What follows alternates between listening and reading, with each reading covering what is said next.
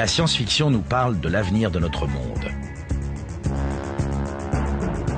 Elle nous parle de voyages intergalactiques, de monstres extraterrestres et du règne métallique des machines et des robots. Et les terriens dans tout cela. À travers ces fables du futur, la science-fiction ne cesse de s'interroger sur le devenir de l'espèce humaine. La science-fiction s'intéresse à la société de demain, aux évolutions technologiques, mais aussi aux problèmes sociaux, à notre façon de vivre, d'aimer, de communiquer. Les couples du futur ressembleront-ils à celui-ci ou à celui-là? La vie dans les métropoles sera-t-elle paradisiaque ou cauchemardesque? La planète Mars sera-t-elle colonisée par les terriens? Dès ses débuts, la science-fiction a tenté de répondre à ces questions. Parmi l'éventail des solutions proposées, on ne sait laquelle est la bonne. Une chose en tout cas est sûre, le futur que l'on imagine aujourd'hui ne ressemble pas à celui qu'on imaginait hier.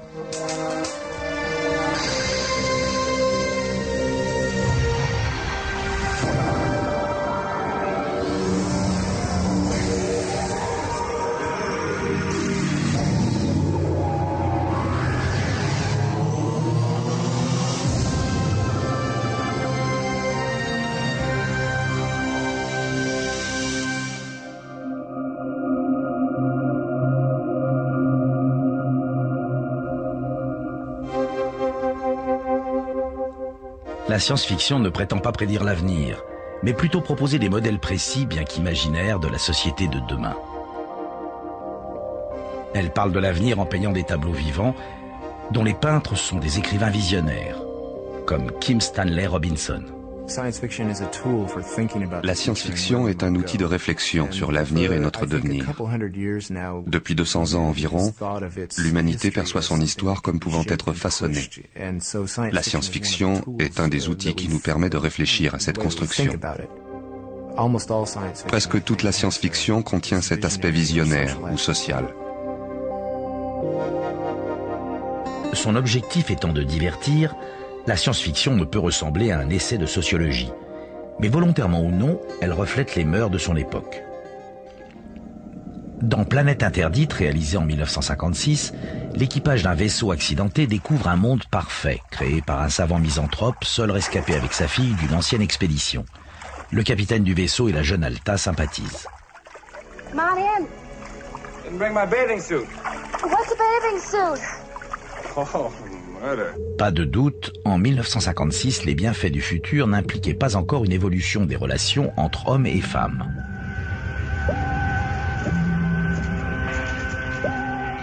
À la fin du film, Alta est poursuivie par un monstre invisible. Comme tout ingénu traditionnel, elle est incapable de se défendre. Elle n'a qu'un seul recours, se réfugier entre deux bras musclés, sous l'aile protectrice d'un homme. Voilà la place des femmes de l'avenir. D'ailleurs, celles qui prétendent à un autre destin se font sévèrement critiquer. Surtout dans les films de série B, où la science et les machines sont la chasse gardée des hommes.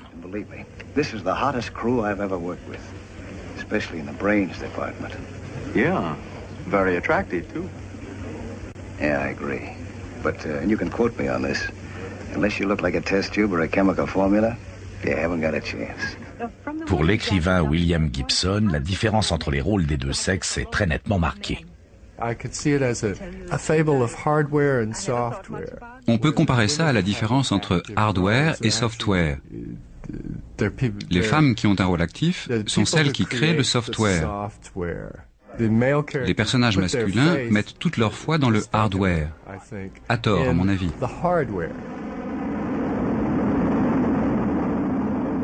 Pour la jeune chimiste embarquée sur la fusée XM, la vie à bord ne va pas être facile. Le commandant condescend à lui parler, mais pas de sa mission professionnelle. Now don't get mad at me, but can't you ever relax? All these weeks, months, I've been watching you. Nothing but work, work, work. Well, I've been wondering, how does a girl like you get mixed up in a thing like this in the first place? I suppose you think that women should only cook and sew and bear children? Isn't that enough? On trouvait dans la science-fiction de ma jeunesse le postulat que les changements sociaux résultent des progrès technologiques. Le contrôle des futures nouvelles technologies revenait aux hommes, patrons de préférence. What a beauty!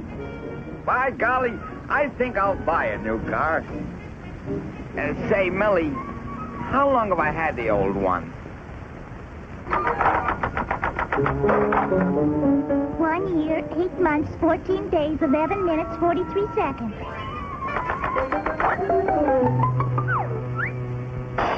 3 o'clock, boss. Time to go home. So it is. Et, tant qu'on y est, pourquoi ne pas façonner la femme idéale assortie à la voiture? Écrivains, dessinateurs ou cinéastes, les auteurs de science-fiction sont en majorité des hommes, s'adressant à un public essentiellement masculin. Dans cet avenir qu'ils imaginent, ils offrent une vision des femmes souvent réduite aux rêves éveillés d'un adolescent. Il y a les jeunes filles en détresse et les héros volant à leur secours.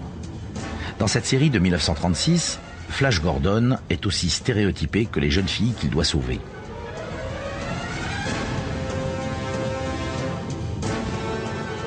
Mais lui au moins il agit, alors que les filles apparemment ne savent faire qu'une chose. Good many dramatic situations begin with screaming.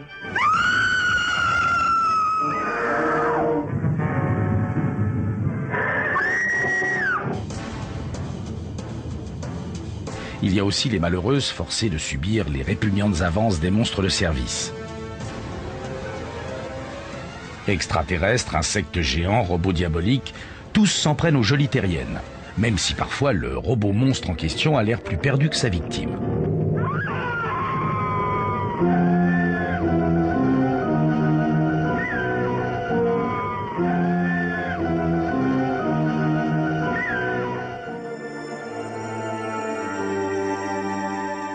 Heureusement, il y a toujours dans les parages un héros digne de ce nom, capable d'arracher sa petite amie aux pinces et aux tentacules du monstre.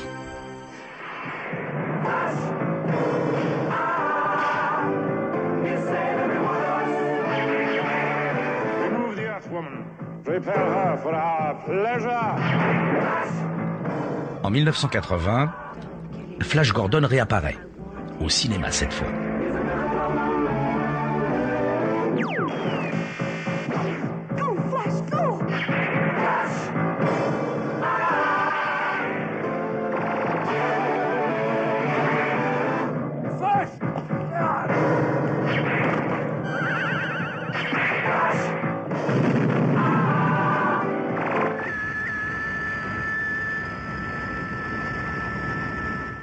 This with our own eyes, an object the like of which we had never seen before, a frightening, strange shape descending with relentless purpose.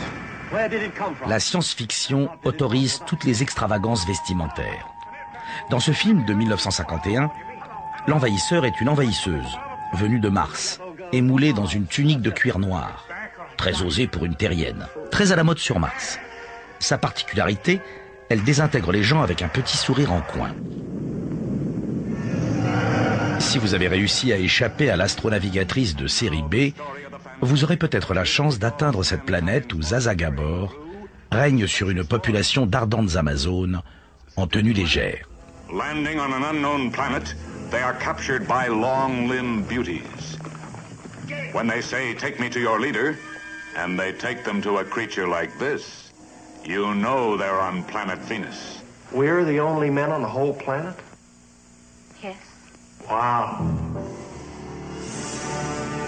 Même Wonder Woman n'est vêtue pour défaire ses ennemis et défier la mort que d'un maillot de bain.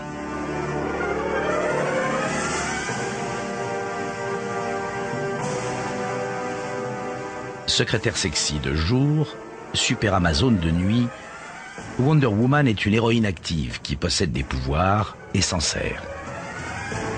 Pourtant, elle est constamment sollicitée de tout abandonner pour se marier.